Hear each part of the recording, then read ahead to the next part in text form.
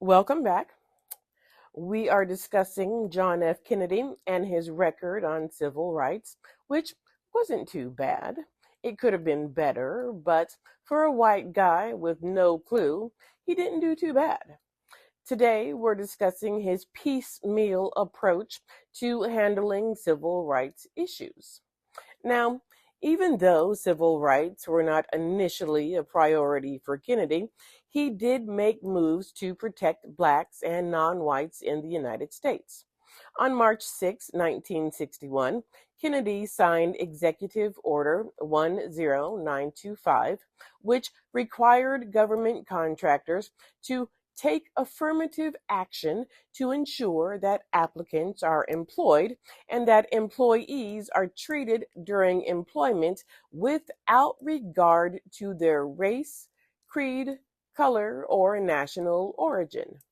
It established the President's Committee on Equal Employment Opportunity to investigate employment discrimination and expanded the Justice Department's involvement in voting rights cases. But by not addressing civil rights publicly and comprehensively, Kennedy was forced to address racial incidents on a case by case basis, often after they had escalated to violence. Case in point, in May 1961, CORE, or Congress of Racial Equality, organized integrated freedom rides to test a Supreme Court case ruling that declared segregation on interstate transportation illegal. In the South, they were still segregating transportation.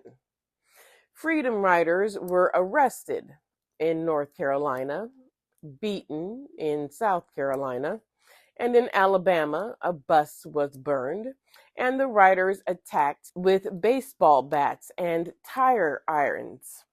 Speaking for JFK, his brother Robert Kennedy, he seems to speak for his brother a lot. But he told the Freedom Riders to get off the buses and leave the matter to peaceful settlement in the courts. Robert, coming from Massachusetts, didn't understand the history of the South and the Southern whites.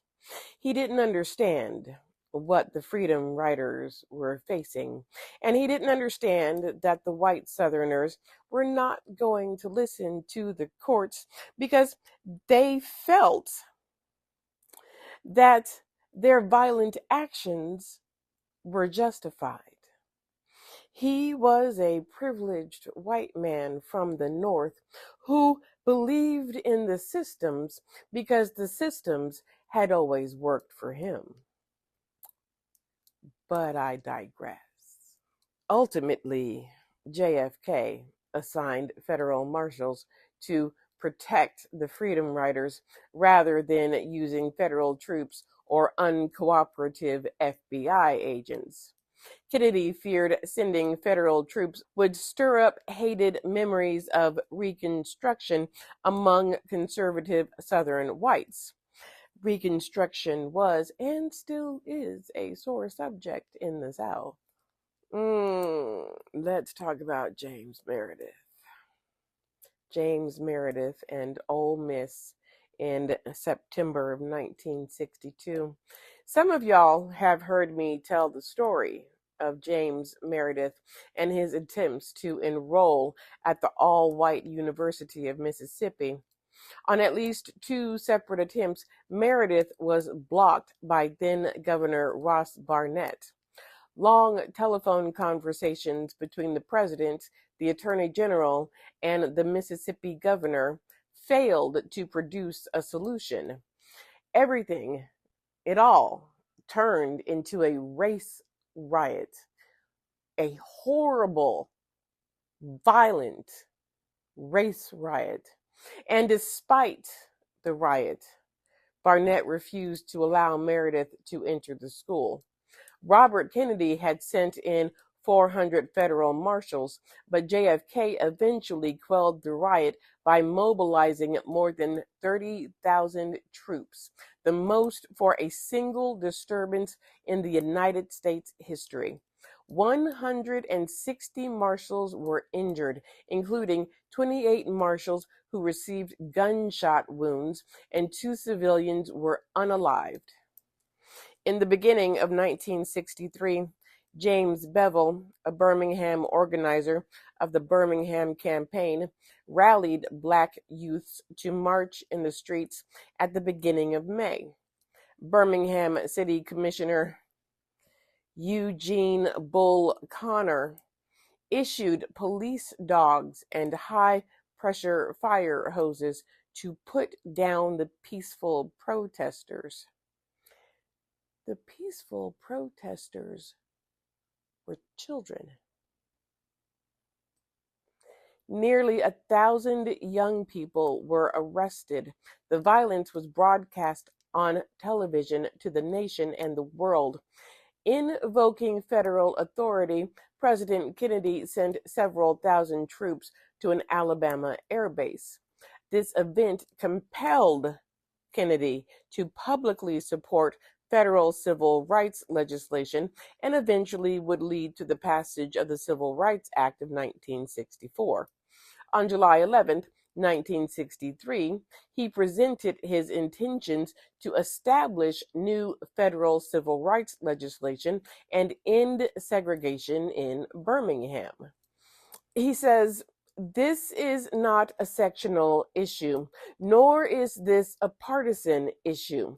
This is not even a legal or legislative issue alone. We are confronted primarily with a moral issue. If an American, because his skin is dark, cannot eat lunch in a restaurant open to the public, if he cannot send his children to the best public school available, if he cannot vote for the public officials who represent him, if, in short, he cannot enjoy the full and free life which all of us want, then who among us would be content to have the color of his skin changed and stand in his place?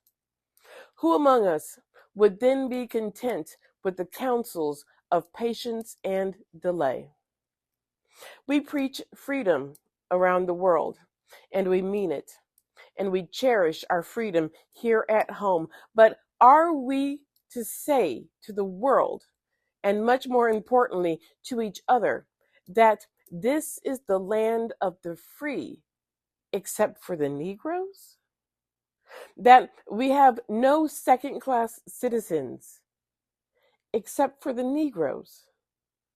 That we have no class or caste system, no ghettos, no master race, except with respect to the Negroes? Tomorrow, we finish discussing Kennedy's piecemeal attempts to deal with civil rights issues.